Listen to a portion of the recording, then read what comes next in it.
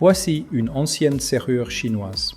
Insérez la première barre de la clé dans le premier trou, puis tournez-la vers la droite pour insérer la deuxième barre dans le deuxième trou et enfin vers le bas pour insérer la troisième barre. Ensuite, poussez fermement la clé vers l'avant. Elle glissera autour de 5 plaques métalliques à ressort et se bloquera.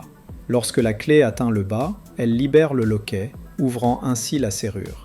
Les ingénieux anciens ont conçu cette serrure pour déjouer les voleurs. Même en possession de la clé, ils ne sauraient pas comment l'ouvrir. Les serrures européennes, quant à elles, fonctionnent selon un principe plus simple. Après avoir inséré la clé, les dents saillantes de sa tête s'alignent avec les rainures métalliques à l'intérieur de la serrure. En passant dans les rainures, la clé appuie contre la butée supérieure, ouvrant ainsi la serrure. Cependant, ce type de serrure ne vérifie la forme de la clé qu'en 2 points.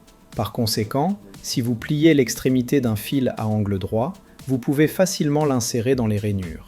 Une fois en place, une légère rotation suffira à pousser la serrure contre la butée et à l'ouvrir facilement.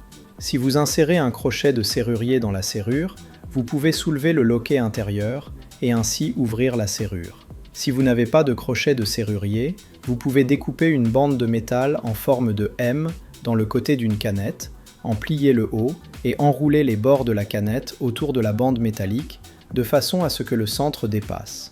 Insérez ensuite cette partie saillante dans la serrure, appuyez dessus, puis tirez sur l'anneau de verrouillage pour ouvrir la serrure.